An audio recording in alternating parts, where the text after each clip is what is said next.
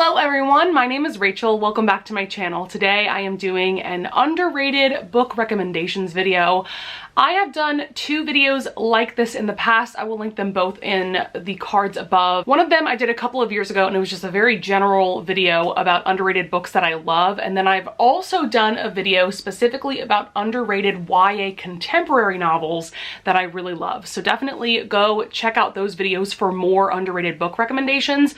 But basically for these videos, what I do is I go on my Goodreads and I sort all of my read books by number of ratings, and then I reverse that. So all the books with the lowest amount of ratings, meaning the books with the lowest amount of people that have actually read them, are the books that come up first. I also want to say that today's video is going to be about non-romance books. I am planning on doing a video in February because basically in February I'm planning on doing a lot of videos centered around different romance subgenres. So one of the videos that I'm going to do centering around romance novels is going to be specifically about underrated romance novels that I love.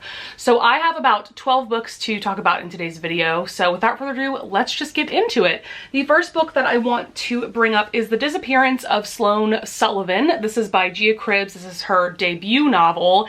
And this one, as of filming this video, has 1,022 ratings on Goodreads, which is not very much at all. This is a book that I actually randomly came across at Barnes & Noble. I was just browsing the aisles of the YA section specifically with this book because this is a YA thriller and the cover immediately drew me in. Also, I love the color of the spine and the back. This book centers around our main character, Sloane Sullivan. That's not her real name. She has been in witness protection for most of her life, and that's one of the things that I enjoyed so much about this book. I think I ended up giving this 4 stars, was that it used the witness protection program as a plot device. I hadn't really read any thrillers centering around that subject before. Basically, we follow Sloane at the very beginning when she has moved to a brand new town and she is starting at a brand new high school, and so she's making new friends, and I really enjoyed the characters in this. I thought that they were pretty well-rounded. This was very fast-paced, very intriguing the entire time. I never found myself getting bored. I will say, however, that there were a few things going on in the plot that I did feel were a little far-fetched and also a little too convenient. But other than that, I think this is a very solid YA thriller, and I'm really interested to see if Gia Cribbs comes out with more books in the future. Next book I want to discuss is a book that it is a crime that this book isn't more popular, and that is We Are Not Free by Tracy Chee. If you watched my Christmas reading vlog, I'll link that up in the cards above as well. You will remember that I discussed this book quite a bit. I checked this out of my library last month, and this is a YA historical fiction that centers around these Japanese American teenagers. There's 14 of them, and how they were incarcerated and put into internment camps during World War II. If you don't know anything about that subject matter, essentially right after the attack on Pearl Harbor, the United States government decided that it would be a wonderful idea to incarcerate over 100,000 Japanese Americans, put them into internment camps because they didn't trust these people. They thought that these Japanese Americans were spies for the Japanese government. This is a part of our history that I feel like nobody talks about. I feel like I was not taught about this in school, which I think is just criminal. You know, I do think that the US school system is so focused on always making sure that the US comes out looking like the good guys when that's totally not the case. And this book definitely sheds a light on that. One thing that I was worried about going into this book was that, you know, we have 14 POVs. I was worried that Chi wasn't going to be able to differentiate the characters enough or give them enough page time, but I have to say she balanced all of these characters really, really well. I felt like I had a really good sense of who each of these 14 characters were. At times this is a very devastating story, of course, because they are all in a couple of different internment camps around the country. There's also a plot line where some of the teenagers end up going to war, you know, for the United States, fighting for a country that has incarcerated them, you know. I cannot recommend this highly enough, especially if you know that you enjoy historical fiction. I learned so much from this novel. Tracy Chee did a wonderful job with the author's note at the end. Next book I want to discuss is How to Be Less Stupid About Race. This is by Crystal M. Fleming. This is a book that I was quite surprised has so few ratings. It has 1,794 ratings. I think that is far too few for a book like this that is just so important to read in this day and age. I'm just gonna read off the table of contents for you so that you get a clear idea of what topics specifically are covered in this book, but she talks about critical race theory, listening to Black women. So there are 2 chapters, one about racial stupidity in the Obama era and then one about Trump country. Those 2 chapters in particular I learned the most from. One big thing that I took away from this book is that when Obama was president, I, like so many other white people, I feel like, I just assumed that he was like the best president for people of color, when that definitely was not the case. He played into the white supremacist society that we live in just as much as other presidents, and there were other shady things going on in his presidency. So that definitely opened my eyes about that. Also, there were just some great things in the Trump chapter as well. There were some great chapters, let's see, interracial love, fake racial news, becoming racially literate. I just think that this is just as valuable of a book to read about racial issues as a book such as So You Want to Talk About Race by Ijoma Oluo, White Rage by Carol Anderson, How to Be an Anti-Racist by Ibram X. Kendi. I think that this book is just as important, so I definitely think that more people need to read this one. All right, next up is The Voting Booth by Brandy Colbert. This was actually my very first Brandy Colbert novel. This one only has 3,308 ratings. This is one of those books that when it hit the booktube scene or the YA scene, I just assumed that it was going to be a very popular read because not only the cover and the title, but just the premise, because I would compare it to something like The Sun Is Also a Star, which of course is a very, very popular YA novel, and for very good reason. This is a book that takes place over the course of one day, and we are centering around our 2 main characters, Marva and Duke. Marva is someone that is advocating for voters' rights and just trying to get as many people out there to vote, no matter what side of the party line you are on. You know, she is trying to just get people out there to vote. And so when she's in line to actually cast her vote, she sees this guy, Duke, who is her same age. I think they might go to the same high school if I'm not mistaken, but she sees him getting turned away at the voting booth. And so she steps in and tries to help him out. I thought that this was a very well-paced, very solid YA contemporary. There's a lot of important issues about voting rights that are talked about in this book. I want to point out that there's content warnings for grief and loss of a loved one as well. And this is a romance between Marva and Duke, and I thought that that was really adorable. So yeah, I definitely recommend this one, and I'm very surprised that more people haven't read this one. Okay, this next book, guys, I am still so shocked that this book isn't as popular as books like The Hate U Give. I am not exaggerating when I am telling you I got an e-arc for this book, first of all. And when I read it and when I read the premise, like, I just knew that this book was equally as important as books like The Hate U Give. I thought that it was going to hit the scene and really take off, specifically in the booktube community, but like just in the publishing world in general, and it didn't, and I think that is just a shame. And that is The Black Kids by Christina Hammonds Reed. Coming-of-age debut novel explores issues of race, class, and violence through the eyes of a wealthy Black teenager whose family gets caught in the vortex of the 1992 Rodney King riots. Ashley Bennett and her friends are living the charmed life. I do want to point out that all of her friends are white, and that does play a pretty big role in this book because she goes to, I think, like a private school if I'm not mistaken. But everything changes one afternoon in April when 4 LAPD officers are acquitted after beating a Black man named Rodney King half to death. Suddenly, Ashley's not just one of the girls, she's one of the Black kids. As violent protests engulf LA and the city burns, Ashley tries to continue on as if life were normal. With her world splintering around her, Ashley, along with the rest of LA, is left to question who is the us and who is the them. This is a fantastic book. For one thing, I loved Ashley, our main character, so much. She's so beautifully flawed. She feels like a real person. Yeah, she makes questionable decisions throughout this whole book, but she learns from them. And I don't know, she just grows so much throughout this novel, and I just think it's a stunning novel that I just think it's ridiculous that more people haven't read it.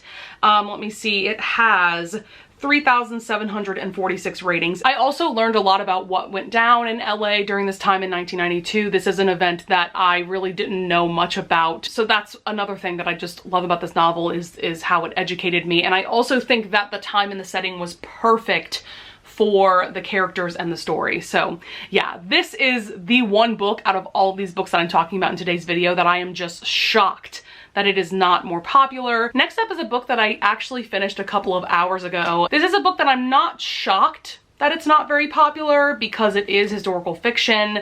This is a genre that I just feel like isn't as read as other subgenres in the YA genre, but I do wish that more people would read it, and that is They Went Left by Monica Hesse. This is Monica Hesse's third novel, I believe. She's pretty famous for writing The Girl in the Blue Coat. That was a book that came out, I think, in 2016, and I know a lot of people have read that one, but this is her most recent release. This came out in April of 2020, and she writes historical fictions that center around World War II. So what really attracted me to this book, I remember hearing Haley from Haley in Bookland discuss this a few months back, and this is a historical fiction that essentially centers on the aftermath of the Holocaust. I do feel like this is a topic that isn't talked about a lot. I feel like we're taught in school that basically when the concentration camps were liberated in 1945, that Jews could just go on living their life as normal as possible, and things were a lot better for Jews in general in Europe, when that definitely wasn't the case. First of all, anti-Semitism was still a huge issue after the war was over, and it was not easy for Jews to get jobs or get apartments or anything like that. But this one specifically features our main character, Zofia. So she is a young Jewish girl. At the beginning of this novel, she is now 18, but obviously she was a lot younger. I think she was 15, I want to say, when she was first put into a concentration camp. So basically, when her whole family gets to the concentration camp, they discover that there are two different lines, one going to the left, and if you went to the left, that meant that you were going straight to the gas chamber, and if you went to the right, you were going into the camp.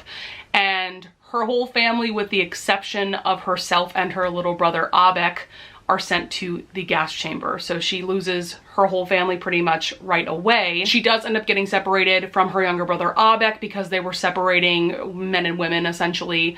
And so when she is liberated from the camp that she was in, I think she ends up in Gross Rosen in 1945. Now her goal is to find her younger brother at all costs, and that is essentially what the story centers around. Man, this book, you guys, wrecked me. I mean, I knew going into it that it was going to rip out my heart. I cried so much. I love Monica Hesse's writing style. I think it's very easy to get through. She just writes really well for the YA genre. I also really loved her author's note at the end. She gives a lot of historical context to this story, and I just think it's phenomenal. I definitely think that more people need to be reading it, and I also love that it brings up a part of World War II that I feel like isn't discussed as much as other topics regarding the war. Okay, I'm not gonna lie, this next book, I'm honestly a little mad that more people haven't read it, and that is The Extraordinaries by TJ Klune. This is the first book in the Extraordinary series. The second book is set to come out in July, but this book only has 4,285 ratings. What the hell? This book is incredible. I talked about this book a lot in my January mid-month wrap-up that will be linked either up in the cards or down in the description. This is the gay superhero YA story of my dreams. My goodness, I just adored this so much. And after reading The House in the Cerulean Sea by TJ Klune, I knew that I needed to read more from him. And I'm just so glad that I read this about a week or two ago, and I'm just shocked and upset that more people haven't been reading this, because I definitely think it deserves more hype. It is just so good. Just to give you a little bit of what this is about though, if you haven't watched my mid-month wrap-up, this is about Nick. He writes fan fiction about this real life superhero. He lives in a world where there are superheroes called Shadowstar. Say that Nick is obsessed with Shadowstar would be putting it lightly. He also writes a lot about Shadowstar's arch nemesis, Pyrostorm, and there's some messy teenage drama. There's some awesome superhero action, lots of romance. Like, it's just everything I could ever want, and I need more of you guys to read this book so that we can discuss it together. This is another book that I talked about recently, I think in my end of December wrap-up, but that is The Chaos of Standing Still by Jessica Brody. This one has 5,613 ratings, so that's actually I mean, that's not terrible, but this book has been out for a few years, so I definitely expected there to be more ratings with this one. But this one takes place over the course of one day. Again, if you like books like The Sun Is Also a Star and The Voting Booth, I think that you will enjoy this story as well. We have our main character, Rin. She is stuck at the Denver International Airport because there has been a blizzard. She's trying to get home, I think, to LA, if I'm not mistaken. So Rin's whole story centers around the fact that she's still reeling about the fact that her best friend passed away a year before this novel starts. She meets this young guy, Xander, and they end up getting into some shenanigans and a romance ensues between the two of them. I adored this. I gave it 5 stars. It was a lot better than I thought it was going to be. It is very heartfelt, of course, content warnings for loss of a best friend, grief, things like that. But I just loved every minute of this, and I think it's the perfect book to read on New Year's Eve, so I would definitely recommend saving this for that time of year. Next up is Dreamland Burning by Jennifer Latham. This one has 7,699 ratings. So this one is told from 2 different POVs, and it is also told in 2 different timelines. So we have 17-year-old Rowan Chase. She finds a skeleton on her family's property, and so essentially discovering this skeleton puts her on a path to discovering the 1921 Tulsa Race Riot, which is an event that I only recently learned about. I remember watching a video from Vox that they did about this event, and it's just something that I feel like needs to be talked about more. But we are also following Will Tillman, who is a teenager in 1921. So we see the events of this riot from Will's perspective while also seeing Rowan's perspective in present day and how she's trying to uncover the mystery behind who this skeleton was. I definitely recommend it, especially if you're looking for a historical fiction that centers around non-white main characters, because Rowan is Black and Will, I think his mother is Native American. So I think that that's very interesting, because I do think that historical fiction, unfortunately, is a genre that is very white-centered. So yes, I highly, highly recommend this. Next up is Slasher Girls and Monster Boys. This is an anthology of short stories that are, most of them are horror stories, but some of them I would say are more thrillers, and I really, really enjoyed this. I think I ended up giving this anthology as a whole like 4.5 stars.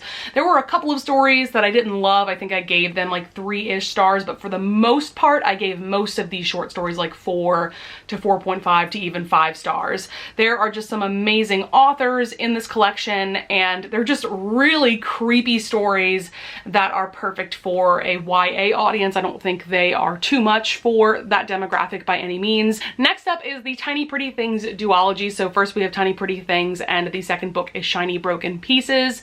These are both by Sona Kare-Potra and Danielle Clayton. I also talked about this duology in my mid-January wrap-up if you want to know my more in-depth thoughts, but this is a duology that centers around this ballet academy in New York City, and we follow 3 main POVs. It's just a really great story that centers around parts of the ballet world that I feel like aren't discussed much in society in general, I feel like. And I have watched the first few episodes of the Netflix adaptation, but I think the books are so much better in my opinion. I do feel like the Netflix adaptation is a bit too much like a typical freeform TV show. I don't know, I feel like it's just too melodramatic, too over the top. And I just feel like the books strike a perfect balance between some like happier moments and dramatic moments and thrilling moments and things like that. So yes, cannot recommend this enough. Let me see, the book has 8,557 ratings, and then the sequel Shiny Broken Pieces only has 3,638 ratings. And I loved the first book so much that I had to immediately go into the second book. So yeah, I just love this duology so much. Okay, and last but not least, I had to include The Space Between Worlds by Micaiah Johnson. This is an adult science fiction novel that came out in 2020 that I feel like is underrated. Although, I mean, it has a fair amount of ratings. It has 10,120, but I just feel like not nearly enough people in the booktube community in general are talking about this book, because I really enjoyed this. I gave it 4.5 stars.